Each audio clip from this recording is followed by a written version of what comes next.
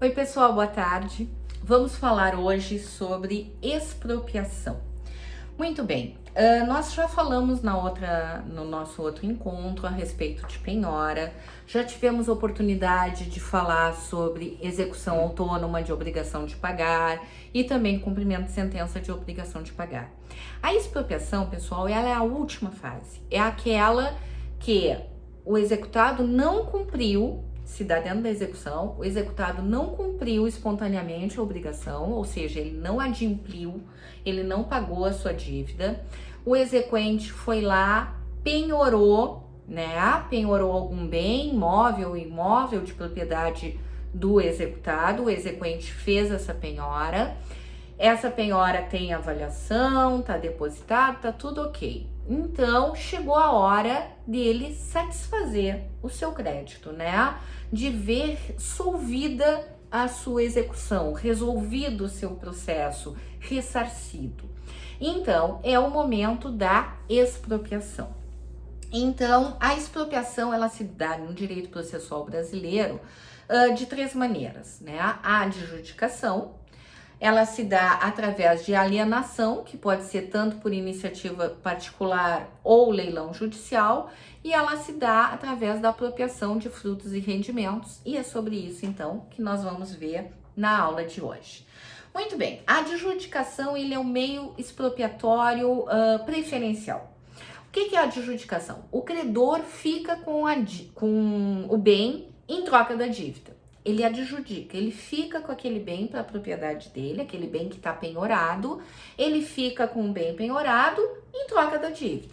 Claro que esse bem, a gente já viu no outro encontro, tem que ter uma avaliação, E ele vai ficar com esse bem pelo valor da avaliação. Então, imagina assim, o automóvel que foi penhorado, ele está avaliado em 60 mil. A dívida é de 60 mil, vamos fazer uma hipótese. E o credor pode ficar com o bem, o automóvel, pela dívida. A dívida encerra, extingue o processo. E ele fica com o automóvel como pagamento, vamos dizer assim. Mas existem outras situações. Pode ser que o automóvel valha 60 mil, for avaliado em 60 mil, e a dívida foi de 40. Como é que fica? Bom, se for a dívida menor do que o valor da avaliação do bem, o credor pode ficar com o bem e tem que pagar em dinheiro e à vista para o devedor a diferença. Então, a dívida é 40, o bem vale 60, ele fica com o automóvel e dá 20, mas tem que ser à vista em dinheiro para o devedor. Agora, se for ao contrário, se a dívida for de 100 mil e o automóvel está avaliado em 60, como é que fica? O credor pode ficar com o automóvel por 60, restam 40 mil reais que vai continuar a execução, vai continuar procurando bens de propriedade do executado para satisfação desse restante. Sempre se lembrando, todo mundo, que lá quando a gente falou dos princípios da execução, nós temos outra aula no canal sobre isso, a execução ela é patrimonial, Então tem que procurar patrimônio do devedor para a solução da dívida, tá? Quanto a isso, também o artigo 876, parágrafo 5º do CPC, ele elenca algumas pessoas que são outros legitimados para fazer essa adjudicação. Então, cônjuge, herdeiros, no caso, filhos, ascendentes, coproprietários, essas pessoas que são terceiras nessa relação, elas podem vir ao processo, requerer a adjudicação e simplesmente o que vai acontecer? Elas vão pagar a metade daquele bem, que se for um bem indivisível, por exemplo, tá? 2 irmãos têm um apartamento, um irmão é devedor e esse irmão teve o apartamento penhorado. No caso, não é todo o apartamento, todo o valor do apartamento, mas o bem é indivisível, Então, metade do valor do apartamento é que serve para pagar o credor. Então, esse irmão que tem a outra metade, ele pode adjudicar essa metade aqui e pagar esse valor ele mesmo para o credor. E a integralidade do apartamento fica com ele, o outro sai da jogada. Então, nesse 876, parágrafo 5º, tem todas essas pessoas que são elencadas que podem fazer isso. Ficar com o bem para si, porque todos são interessados naquele bem, pagando o credor da parte que está em aberto. Mas nunca se esqueçam, se o bem for indivisível, tiver coproprietários e daqui a pouco foi penhorada somente, daqui a pouco não, sempre vai ser penhorada somente a cota à parte do devedor, eu não tenho por que penhorar as outras. Mas sendo bem indivisível, se não tiver essa adjudicação, o bem vai ser vendido e esse coproprietário vai ficar com o seu valor. Então, vai ser pago a ele esse valor e o resto vai para o credor, tá? Então, a par disso, o que se tem mais? Formulado o pedido de adjudicação, o executado ele vai ser intimado para se manifestar. Mas o executado ele não pode se opor. Ele tinha que ter pago, né? Então ele não pode chegar e dizer, eu não concordo com a adjudicação. Não, ele não tem nada, ele vai ser intimado, tem o princípio do contraditório, né? E é isso. E aí só ele vai entrar no dinheiro se por acaso o bem valer mais que a dívida. Aí o credor vai adjudicar o bem e vai pagar o troco para ele. Vai ser só isso. Mas ele tem que ser intimado para ter ciência, porque é o princípio da vedação da decisão surpresa, tá? A lavratura do auto de adjudicação, ela torna perfeita a adjudicação, plena e acabada, e vai ser expedida, então, uma carta de adjudicação em favor do credor ou em favor do terceiro legitimado que pediu aquela adjudicação, tá? Muito bem. A par disso, uma outra forma de expropriação é a alienação. Então, lembrando que a adjudicação é preferencial. Se o credor não quiser adjudicar, se nenhum interessado quiser adjudicar, então ele pode optar pela alienação. O que é essa alienação? Estão previstas duas formas de alienação desse bem penhorado, tá? Como formas de expropriação. A alienação por iniciativa particular e a alienação por leilão judicial, que vai ser eletrônico ou presencial. Muito bem, vamos falar sobre isso, tá lá no 879. A alienação por iniciativa particular, ela vem no 881 do CPC. O que ela traz? É uma alienação por iniciativa do próprio exequente. O exequente, ele pode pegar aquele bem que está penhorado e ele mesmo se propor a vender, tá?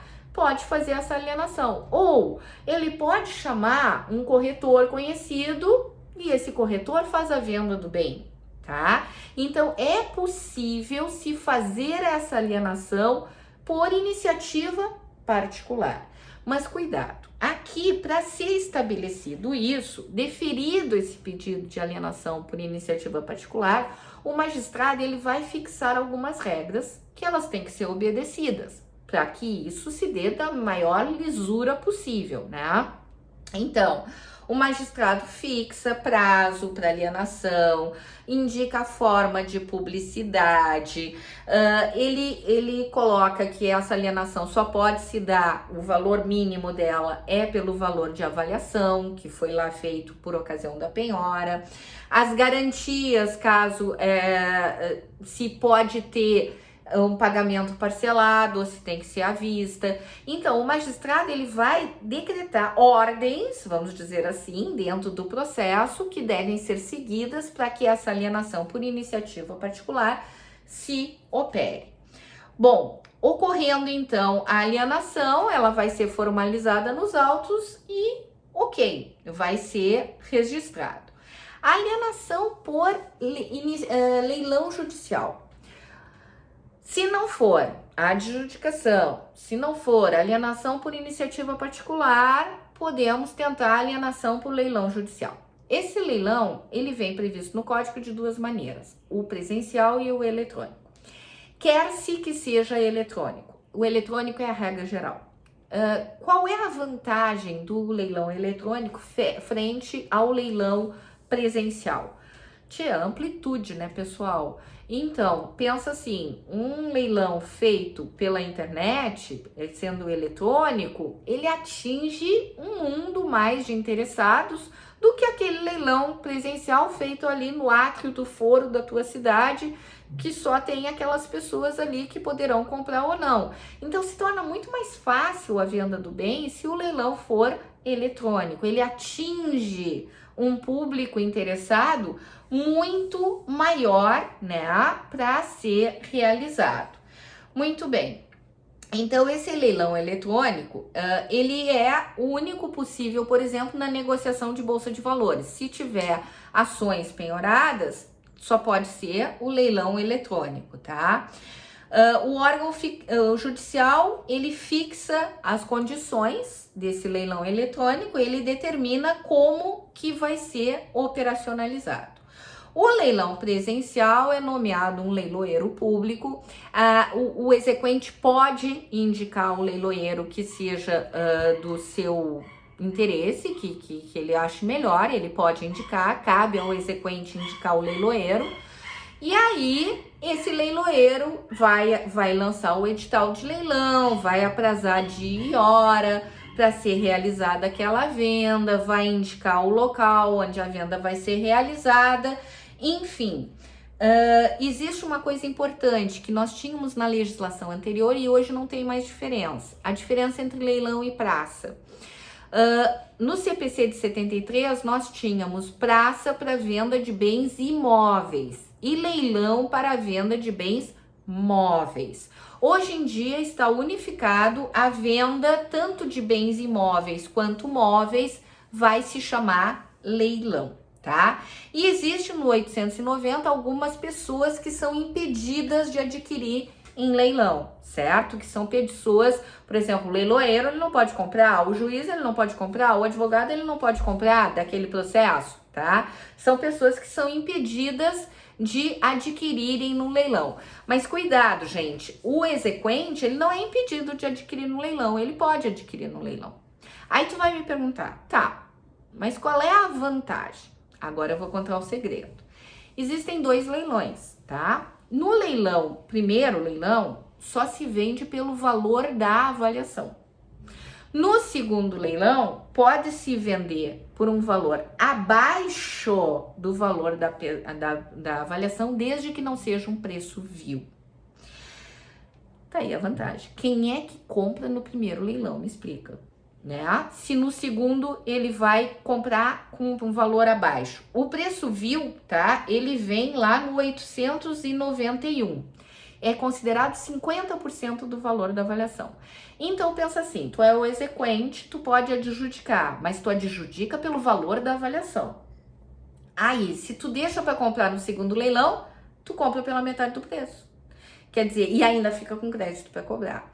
E ainda existia até uma dúvida se o exequente que adquire no segundo leilão, ele pode vender no dia seguinte o bem pelo dobro do preço. Claro que pode, já é dele, né? Não tem impedimento nenhum. A questão, se a lei permite que qualquer um compre nesse segundo leilão por valor não inferior a 50% do valor da avaliação, é qualquer um, com exceção desses que vêm arrolados lá no 890, que não podem realmente comprar, porque são pessoas consideradas impedidas, tá? Muito bem. A par disso, nós temos que trazer a última forma de expropriação, que é a apropriação dos frutos e rendimentos. Pessoal, essa eu digo que é a forma mais civilizada de expropriação, tá? Mas necessita ter um bem que tenha frutos e rendimentos. Então, se tu tens um bem, ainda que o bem seja inalienável, impenhorável, tu podes penhorar esses frutos e esses rendimentos. Então, por exemplo, o bem é locado, tu pode penhorar o aluguel, tá? Ou arrendado, tu pode penhorar o arrendamento. Ou tem safra, tu pode penhorar a safra, tá? E aí tu vais vendendo, tu vais te apropriando desses valores e vai abatendo a dívida até a dívida terminar. É isso, apropriação de frutos e rendimentos, né? É uma forma de direito real limitado, dotado de características próprias. Ele vai abatendo a dívida até a dívida se escoar, tá? Então é isso, pessoal, que eu tinha rapidamente falar sobre expropriação, que é lá o final, né? Eu costumo dizer que é a cereja do bolo da execução, é quando a gente chega ao final e vamos receber. É esse o objetivo. Pessoal, se gostaram da aula, entra aqui no canal, te inscreve, indica para um amigo. Eu acho importante essa troca de ideias entre a gente. Se tem alguma curiosidade, alguma dúvida, escreve aqui nos comentários, que vai ser o maior prazer. Eu preparo uma aula com muito carinho para te receber. Um grande beijo e fiquem bem.